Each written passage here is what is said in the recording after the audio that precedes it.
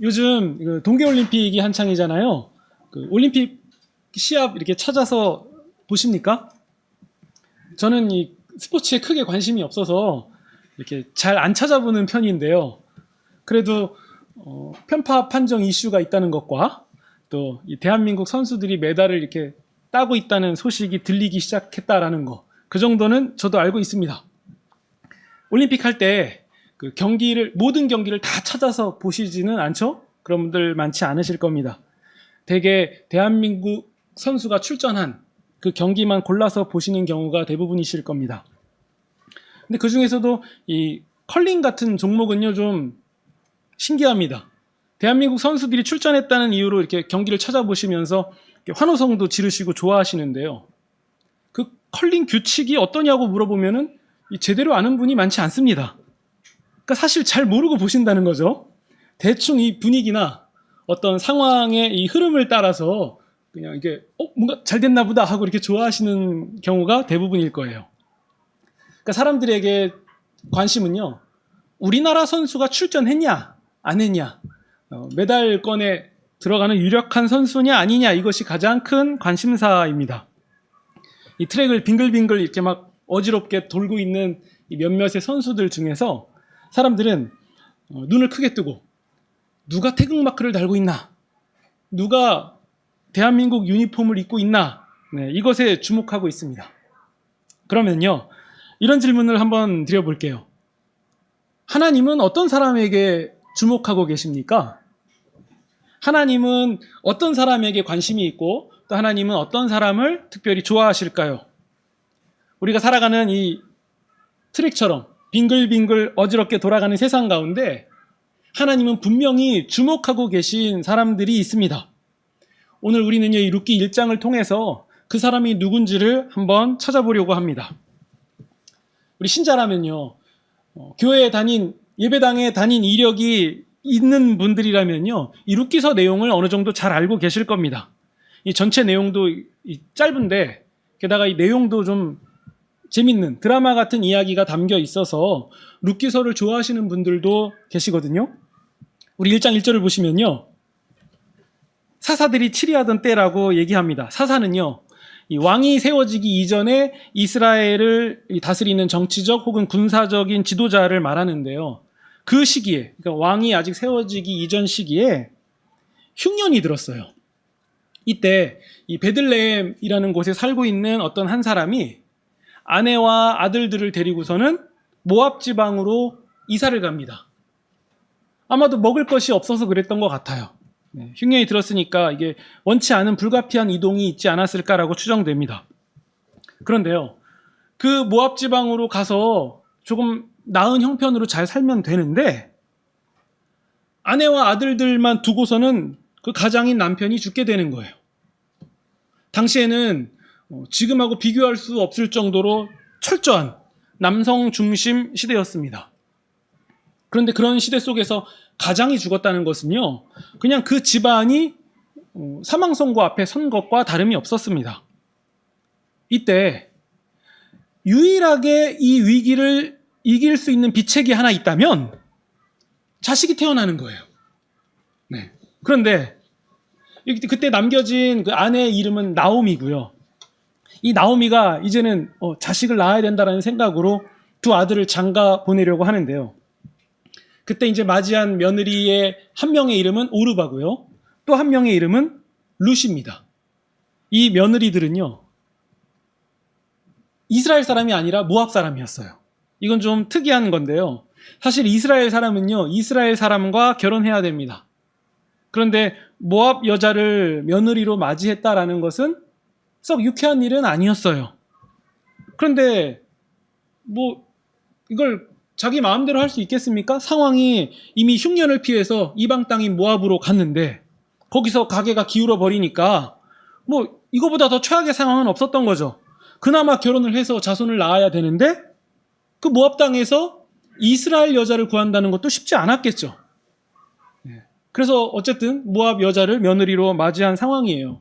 이때 어머니 나오미는 무슨 생각을 했을까요? 난 다른 거 잘 모르겠고 일단 어서 자식들이 그 자손을 낳아서 그것도 아들을 낳아서 이제 좀 뭔가 상황을 역전했으면 좋겠다라는 그 기대감이 있었을 거예요. 그래서 이 비관적인 상황에서 어떻게든 소망을 보려고 애썼을 겁니다. 그런데요, 상황은 그렇게 쉽지 않았습니다. 무슨 이유인지 모르겠지만요, 자손이 아직 나오지 않은 상황에서 두 아들들이 다 죽게 돼요. 이것이 베들레헴에서 모압으로 이주한 지 10년 동안에 다 일어난 일이에요. 남편이 죽고 아들들이 죽고. 그럼 이제 누가 남았냐면요, 나오미, 오르바, 룻, 이 세 여인만 남았습니다. 네. 완전 절망이죠. 어떻게 할 수가 없는 상황이에요. 그리고 뭐 방범이나 뭐 이런 게 좋았겠습니까? 치안 이런 문제들도 있었겠죠. 그러니까 여인 셋이 살아간다는 것은요, 이게 뭐 우리가 가늠할 수 없는 최악의 상황을 살고 있는 상황이었던 거예요. 근데 이런 상황에서 나오미가 어떤 소식을 하나 듣게 됩니다. 그게 뭐냐면요, 고향 땅인 이스라엘에 풍년이 들었다는 얘기예요. 이제 나오미는 더 이상 모압 땅에 남아있을 이유가 없었습니다. 그래서 이제 나오미는 며느리들과 함께 고향 땅, 이스라엘 고향 땅 베들레헴으로 돌아가려고 하는데요. 이때 나오미가 어떤 생각이 들었는지 며느리들을 불러다 놓고선 이렇게 얘기합니다. 그게 8절이에요. 이제 너희는 각기 친정집으로 가라. 너희가 죽은 내 아들들과 나를 선대한 것 같이 여호와 하나님께서 너희를 선대하기를 바란다. 9절입니다. 여호와 하나님께서 너희가 각각 새 신랑을 맞이해서 위로를 받게 하시기를 원한다. 시어머니인 나오미가 이렇게 말씀을 하니까요, 며느리가 펑펑 운 거예요. 왜 우는지 이해가 되시죠? 네. 그러면서 며느리들이요, 이번에는 시어머니에게 이렇게 얘기합니다. 10절이에요. 안 됩니다. 그럴 수 없습니다. 우리는 어머니와 함께 어머니의 백성에게로 가겠습니다. 네, 같이 가겠다는 얘기인 거죠. 근데 이때 며느리의 말은요, 그냥 예의상 혹은 도의상 그냥 드린 얘기가 아니라요, 정말 진심이었습니다. 그들은 시어머니가 어떻게 평가한 사람입니까? 나와 내 아들들에게 너희는 선대한 사람들이야. 사람 자체도 굉장히 좋은 사람이었죠. 네, 그 사람들이 어머니를 따라가겠다라고 결정한 거예요. 대단한 각오입니다. 근데 시어머니 나오미도 마찬가지예요. 빈말로 그냥 너희 갈 길 가라라고 얘기한 게 아니었어요. 그게 진심이었어요. 그러니까 시어머니도 진심이었고요, 며느리들도 진심이었던 거죠. 그래서 나오미는 이제 이렇게 얘기합니다. 아니야, 내 딸들아, 돌아가라. 니들이 어쩌자고 날 따라가려고 하냐. 내 태중에 너희의 남편 될 사람이 있냐? 그것도 아니지 않냐. 그리고 오늘 밤에 내가 남편을 맞이해서 당장 임신을 한다고 해도 그게 뭐 아들일 확률도 반반이죠. 근데 그 아들이 나온다 해도 걔네들이 클 때까지 너희들이 기다릴 수나 있겠냐? 아니 이게 말이나 되냐? 네. 그게 아니면 너희들이 어떻게 남편 없이 지낼 작정이냐? 말도 안 되는 얘기 하지 마라. 너희들이 그렇게 할수록 나만 너무 괴로운 상황이다. 나는 지금 여호와 하나님께 얻어맞은 신세다. 그러니까 가라. 시어머니의 이 말을 들은 며느리들은요, 소리 내어서 펑펑 울다가요, 한 며느리인 오르바는 이제 작별 인사를 하고 이제 시어머니를 떠나게 됩니다. 그런데 다른 며느리인 룻은요, 오히려 더 시어머니 곁에 달라붙는 거예요. 그러자 시어머니가 이렇게 얘기합니다. 네 동서를 따라서 자기 백성, 자기 신에게 가라. 너 지금 뭐 하고 있냐? 너 이렇게 하지 말고 너도 동서를 따라서 가라. 네. 그러자 룻이 이런 고백을 합니다. 우리 16절이에요. 저에게 어머니를 떠나라거나 따르지 말고 돌아가라고 강요하지 마세요. 어머님이 가시는 곳에 저도 갈 거고 어머님이 머무시는 곳에 저도 머물 겁니다. 어머님의 백성이 나의 백성이고 어머님의 하나님이 나의 하나님입니다. 17절. 어머님이 숨을 거두시는 곳에서 나도 죽어서 묻히겠습니다. 만일 죽는 일 외에 내가 어머니를 떠난다면 여호와 하나님께서 내게 벌을 내리고 더 내리시기를 원합니다. 아예 그 도망갈 퇴로까지 다 차단해버리고 얘기하는 거죠. 절대 그럴 일 없습니다. 그러니까 어머니께서 아무리 돌아가라고 해도 이미 소용없습니다. 만약에 그런 일이 생기면 하나님이 벌 주시기를 원한다. 네. 굉장히 고집센 여인이죠. 그러니까 나오미도 이제 깨달은 거예요. 아, 얘가 내가 말해가지고 될 애가 아니구나. 네. 룻은요, 이미 자신의 정체성, 민족적인 정체성도 내려놨고요. 그리고 자신이 섬기던 그 민족적인 신도 이미 버린 상황이에요. 이제 어머니의 민족, 곧 이스라엘 백성에게 자신도 소속되기를 원했고, 그리고 매우 중요한 고백, 어머니가 섬기시는 신, 하나님이 이제는 나의 하나님이시기도 합니다라는 신앙 고백을 드립니다. 그리고 나서 나오미와 며느리 룻은 이 베들레헴으로 돌아가게 됐고, 그 돌아간 베들레헴은 이제 막 보리를 거두어 드릴 그런 시점이었습니다. 여기까지 내용이 우리가 함께 본 룻기 1장의 내용이에요. 갑자기 뒷얘기가 궁금하시지 않습니까? 마치 막 재밌을 때 다음 이 시간에 하면서 드라마 나오는 것처럼. 네. 근데 여러분, 오늘은 딱 룻기 1장을 나눌 건데요. 룻기 1장에 대한 설교나 내용들을 우리가 처음 들으시는 건 아닐 거예요. 다른 설교자, 다른 내용으로 한 번씩 접해보셨을 거예요. 그런데요, 그런 내용들을 볼 때 간혹 이러한 부분들을 찾아보실 수 있습니다. 보통 이런 질문을 해요. 여러분, 왜 나오미의 집안이 몰락했는 줄 아십니까? 왜 나오미의 남편이 죽게 됐는지 아십니까? 그건요, 그들이 모압 땅으로 갔기 때문이에요. 하나님이 가나안 땅을 기업으로 주셨는데 하나님이 주신 그 기업 땅을 내버려 두고서는 모압으로 간 거는요, 하나님 뜻을 어긴 거거든요. 그러니까 그에 대한 벌로 안타까운 일이 일어난 거죠. 그리고 잘 살던 아들들이 왜 죽게 됐는지 아십니까? 모압 여자를 며느리로 맞아서, 아내로 맞이해서 그런 일들이 생긴 거죠. 이스라엘 백성은 이방인과 결혼하면 안 되는 거 아니에요? 그런데 그걸 어겼잖아요. 그러니까 하나님이 벌하신 거예요. 물론 룻이 좋은 여자라는 건 맞는데 어쨌든 이방 여자와 결혼한 것은 하나님의 뜻에 어긋난 겁니다. 어떻습니까? 제 얘기가 아니라 이런 류의 얘기를 들어보셨냐는 거예요. 네. 근데 우리는요, 점검해봐야 돼요. 진짜 그렇습니까? 진짜 그런 거예요? 정말 모압 땅으로 갔고 이방 여자를 맞아들였기 때문에 정말 그런 비참한 일이 일어난 걸까요? 여러분, 룻기서 1장을요, 읽어보고 또 읽어보고 또 읽어보세요. 룻기서에서는요, 그런 얘기를 하지도 않고요, 그렇다라는 것을 짐작할 만한 단서도 주지 않습니다. 그러니까요, 틀린 거죠. 성경적인 지지를 받는 해석은 아닙니다. 근데 어쩌면요, 우리도 이런 식으로 실수하고 있는 건 아닌지를 확인해 보셔야 됩니다. 사실 한국교회의 분위기가 이런 부분이 많았거든요. 그 집사, 그 권사, 왜 이런 일 생겼는지 알아? 왜 저런 일 당했는지 알아? 왜 병에 걸리고, 왜 아프고, 왜 안 좋은 일이 생겼는 줄 알아? 이렇게, 이런 일 해서 그래. 저런 일 해서 그래. 이랬기 때문에 저런 안 좋은 일 생긴 거야. 하나님 뜻 어겨서 그래. 그래서 심판받은 거야. 하나님한테 혼난 거야. 벌 주신 거야. 네. 이런 식의 말들로 얼마나 많은 성도들이 상처를 받았는지 모릅니다. 그런데 누가 그렇게 진단하라고 했나요? 성경이 그렇게 가르쳤습니까? 네. 아닙니다. 성경적 지지를 받지 못하는 권면과 충고들이에요. 그런 관점으로 따지면요, 예수님은 왜 십자가에 못 박혀 돌아가셨습니까? 하나님 뜻을 어겨서 그래요? 하나님께 순종을 안 했습니까? 하나님께 패역해서 예수님이 십자가에 달려 죽으신 겁니까?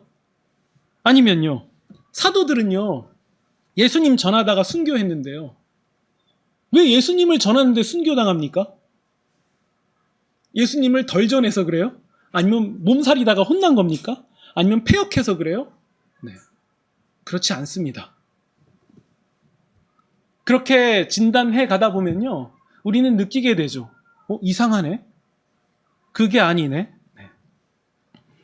하나님을 잘 믿으면 이런 일들이 일어나지 않는다, 그렇게 되면 안 된다라고 자기 마음대로 이미 다 정해놓고서는 그대로 되지 않으면 우리의 혹은 어떤 사람의 믿음의 신앙에 문제가 있다?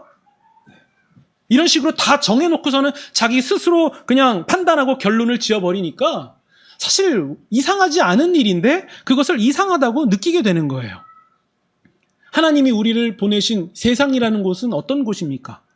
세상이라는 자체가요, 이미 악으로 가득 찬 곳이에요. 그렇기 때문에 신자도 병에 걸리고요. 신자도 재난과 비극이라는 순간들을 경험할 수 있는 거예요. 그렇기 때문에 세상에 존재하는 사람이라면 그런 것을 만나는 게 이상한 일이 아닌 거죠. 내가 겪는 안 좋은 일, 혹은 내가 겪는 질병 같은 것들은요, 반드시 내 잘못 때문에 일어난 것만은 아닙니다. 사회적 요소일 수도 있고 환경적인 요인일 수도 있고 여러 가지 이유가 있는 거예요. 내가 잘못해서 겪는 게 아닙니다. 더 나아가서 우리 조상 때의 어떤 잘못이 있어서 내가 겪는다? 그건 더더욱 아닙니다. 네. 그러면요, 우리는 그런 상황을 경험할 때, 마주하게 될 때 어떻게 하면 좋겠습니까? 오늘 룻기서에서 우리는 그 태도, 그 자세를 발견할 수 있습니다. 여러분, 룻은요, 이미 사망 선고 앞에 선 사람이나 다름이 없습니다. 남성 중심 사회에서 남편을 잃었고요. 집안에 있는 모든 남자를 다 잃었고요. 그렇게 되면 정말 다 잃어버린 거죠. 게다가 베들레헴으로 돌아가게 되면요, 거기선 잘 되겠습니까? 이방 여자로 살아가야 되는데요. 오늘날 우리나라도 그렇잖아요. 제3세계에서 온 노동자들 보면 좋은 대접 못 받잖아요. 세상이라는 곳이 그렇거든요. 룻도 마찬가지였을 거예요. 자기가 이방 여자로, 그것도 이방인을 하대하는 그 문화인 민족 가운데 들어간다는 것은요, 결코 유쾌한 일이 될 수가 없습니다. 그리고 사회적 시선과 편견 이겨내는 것은 더 어려운 일이죠. 게다가 그녀는요, 하나님에 대해서 알면 얼마나 많이 알겠습니까? 신학자들만큼 알겠습니까? 그렇지도 않았을 거예요. 더욱이 룻은요, 하나님의 백성, 하나님이 택하셨다라는 민족인 아브라함의 혈통적인 후손입니까? 출신은 어떻습니까? 지위는 어때요? 그가 내세울 수 있는 것은 무엇이었겠습니까? 아무것도 없죠. 그러면 돈이나 있습니까? 돈이 없으니까 베들레헴으로 가는 거죠. 오직 하나가 있는데 홀로 된 시어머니 한 분뿐이었어요. 오히려 시어머니가 한 그 제안, 너 친정으로 돌아가라. 새 남편을 맞아들여서 가정을 꾸려라 라는 제안이 오히려 그나마 더 현실적인 소망이 보이는 거 아닙니까? 근데 룻이 하는 말은 전혀 다른 얘기예요. 저는 어머니와 함께 갑니다. 어머님의 하나님이 나의 하나님입니다. 그러니까 흡사 지옥과 같은 삶을 살고 있는 룻이 택한 것은 무엇입니까? 인애를 따르는 길, 자비를 따르는 길, 그리고 하나님을 붙잡는 것이에요. 이제 우리 자신을 한번 돌아보십시다. 나는 어떻습니까? 나의 삶에는 어떤 문제가 있습니까? 나의 삶에는 어떤 위기가 있습니까? 그리고 나에게는 어떠한 절망이 엄습하고 있습니까? 나의 감정 상태, 나의 느낌, 나의 이런 부분들은 어떻습니까? 이 상황에서 내가 해야 되는 최선은 무엇입니까? 답은 정해져 있죠. 주님께 나아가는 거예요. 주님께 더욱 나아가는 겁니다. 하나님께서 나의 상황을 인도해 주실 것을 기대하는 거예요. 물론 제가 드리는 이 말씀이 별로 위로가 안 되는 사람들이 계실 수도 있겠습니다. 이런 얘기 어디 한두 번 들어봤겠습니까? 듣고 또 들었죠. 그럼에도 원망과 한탄이 나오는 거, 그건 막을 수가 없잖아요. 다시 곰곰이 생각해보면 탄식할 만한 일들이 가득이었잖아요. 그러나 이때 이 점을 꼭 기억하시면 좋겠습니다. 우리 하나님께 하는 원망과 탄식이라면 그게 신앙이에요. 그게 주님이 우리에게 원하시는 신앙의 모습일 수 있어요. 어떤 얘기든지 우리 하나님께 하는 것이라면 그것은 신앙입니다. 잘하고 있는 거예요. 나오미도 그랬어요. 여호와께서 나를 치신 겁니다. 제3자가 누구에게 심판의 말로 하는 게 아니라, 충고의 말로 하는 게 아니라 스스로를 돌아보는 거죠. 아, 하나님이 나를 치셨다. 하나님이 나를 빈손으로 돌아오게 하셨다. 이것이 나오미가 하나님께 드린 탄식이기 때문에 그것은 신앙이죠. 여러분, 시편을 보세요. 시편에 얼마나 많은 탄식시가 있습니까? 왜 내가 이렇게 됐는지 좌절하고 낙심하는 시들이 얼마나 많습니까? 근데 그것이 하나님께 드려지는 시입니다. 예수님은 극도의 절망과 위기 앞에서 이렇게 고백합니다. 나의 하나님, 나의 하나님, 어찌하여 나를 버리셨습니까? 그것은 예수님의 불신앙의 말입니까? 아니에요. 예수님이 그 절망 앞에서 하나님께 드리는 솔직한 신앙 고백이었어요. 그 고백 뒤에 무엇이 담겨 있습니까? 이 위기, 내가 이길 수 없는 이 상황, 나의 탄식, 절망, 이런 순간에도 하나님이 계십니다. 하나님이 배후를 인도하고 계십니다. 지금 저는 절망하면서 무너지지만 나를 일으키실 주님을 의지합니다. 이 고백인 거죠. 그래서 하나님께 드리는 원망과 하나님께 드리는 탄식은 신앙인 거예요. 우리는 룻기서 전체 내용을 너무 잘 알고 있습니다. 하나님은 룻의 신앙 고백을 또 나오미의 탄식을 다 받아주시고서는 그리고 어떻게 하십니까? 그 가정을, 그 사람들을 예수 그리스도가 오실 메시아의 계보에 올려놓으십니다. 그들의 비극과 절망을 완전하게 회복시켜 주십니다. 만약 나의 삶에 어떠한 문제가 생겼다면요, 그것은 우리 하나님께 나아가야 되는 신호로 여기시면 좋겠습니다. 하나님을 더욱 의지해야 되는 신호로 받아들이시면 좋겠습니다.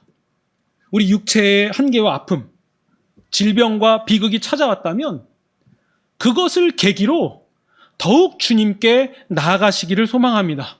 만약 그런 요소들이요, 그러한 아픔들 때문에, 그러한 부분들 때문에 내가 주님께 더욱 가까이 나아가게 됐다면, 그래서 주님을 찾고 주님을 부르고 주님을 더욱 원하게 되었다면 잘하신 거예요.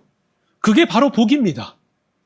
우리가 우리 삶에 어떠한 일이 일어나든 그게 무엇이든 간에 우리가 그것이 이유가 되어서 주님께 더욱 나아가게 됐다면 그게 왜 복이 되겠냐면요, 천국의 왕이요 영원한 생명의 근원이 되신 주님을 만나게 했고 그분이 우리를 위로하시기 때문입니다. 그래서 우리가 인생 가운데 그것이 어떠한 이유든 간에 우리가 주님을 더욱 찾게 되었고 주님을 만나게 되었다면 그것은 성도가 누릴 수 있는 최고의 복 중에 가장 정점에 있는 복이에요. 모든 인생 통틀어서 어떤 이유를 막론하든 우리가 그것이 예수님을 만나게 했다면, 더욱 예수님께 나아가게 했다면 그게 우리가 누릴 수 있는 최고의 복이라는 거예요.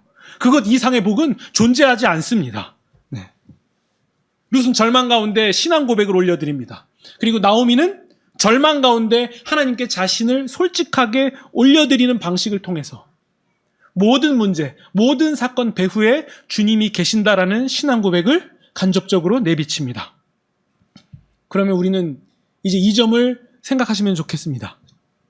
하나님이 주목하시는 사람들은 누굽니까? 하나님은 누구를 관심 있게 지켜보고 계십니까? 우리 편만 보십니까? 아니면 우리 민족 혹은 슈퍼스타, 국가대표 이런 사람들을 주목하십니까?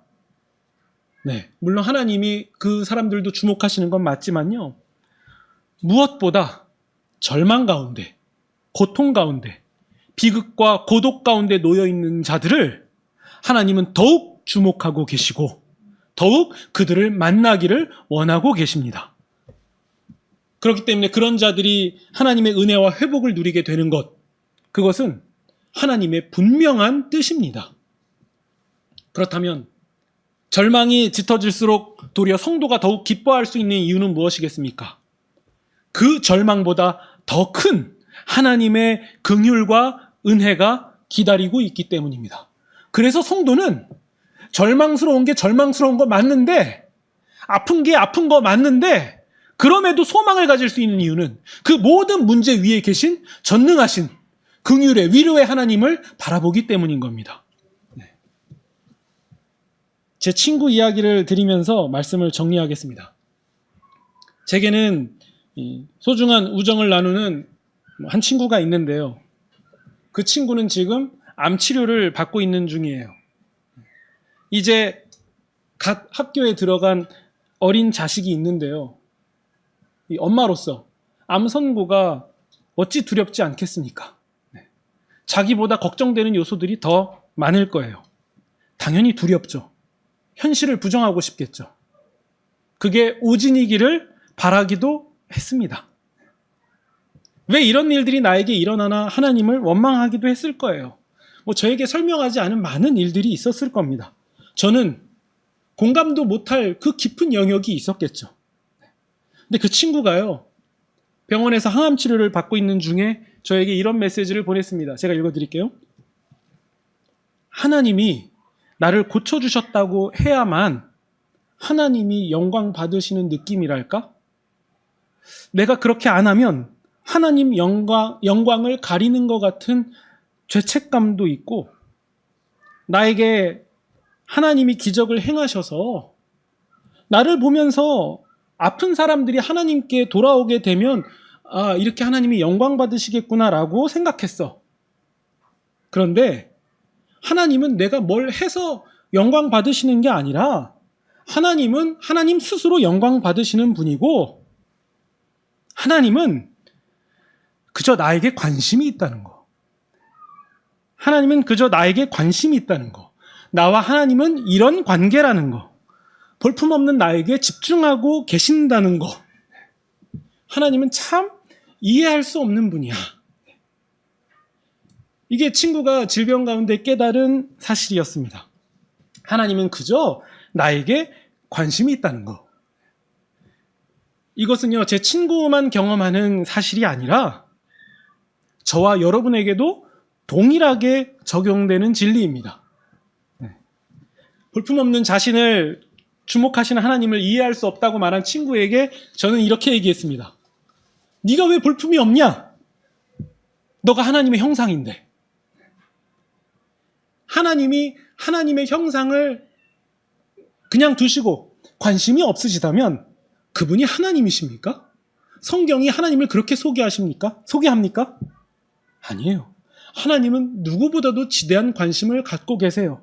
단지 우리의 생각과 수준으로 즉각 반응하시는 게 아니라 하나님은 하나님의 수준과 차원으로 우리에게 작용하시기 때문에, 마치 어린아이가 엄마 아빠는 내가 필요한 거 안 사줘 라고 말하면서도 실제는 그렇지 않은 것처럼, 부모의 차원으로 진행되는 것처럼 하나님의 차원으로 우리에게 진행되기 때문에 우리는 아무 일이 없는 것 같고 그냥 답답하고 막막하고 그냥 서럽게 느껴질지 모르겠지만, 하나님은 하나님의 수준으로 우리에게 행하고 계십니다. 하나님은 무엇보다도 어려움과 절망을 지나는 사람에게 지대한 관심을 갖고 계십니다. 그래서 내가 나의 삶의 자리에서 주님을 찾고 원한다면 우리는 나를 주목하시는 주님께 올바르게 반응하고 있는 거예요. 이와 반대로, 사실 오늘 설교가 나랑 거리가 멀어라고 생각하시는 분이 계실 수도 있겠습니다. 왜냐하면 이렇게 생각하실 수 있거든요. 사실 저는요, 그다지 큰 절망이 아직은 없고요, 비교적 그럭저럭 잘 지내고 있습니다. 사실 저는 여러분이 이렇게 말씀하시기를 원해요. 저 지금 절망스러워요 말고, 사실 저 가만히 생각해봐도 그다지 절망은 없어요, 이렇게 말씀하셨으면 좋겠습니다. 그런 분들은요, 주님이 주목하실 만한 자들 곁으로 가시면 됩니다. 그게 바른 반응이에요. 내가 그들에게 인애를 베풀고 자비를 베풀고 의리를 베풀고 예수님이 하실 만한 일을 내가 대신 베푼다면 하나님도 그런 우리에게 지대한 시선을 두고 계실 겁니다. 이건 확실한 거예요. 그리고 예수님이 하실 역할을 우리가 대신 한다면 예수님은 우리를 나인지 예수님인지 구분 못 하실 거예요. 그러한 축복이 우리 가운데 일어날 것입니다. 그래서 주님을 부르며 주님을 고백하며 주님을 찾으며 동시에 인애와 자비를 베푸는 사람으로 우리가 하나님의 주목을 받으시면서 이번 한 주도 그런 축복과 은혜로 살아가시는 저와 여러분이 되시기를 주님의 이름으로 축원드립니다.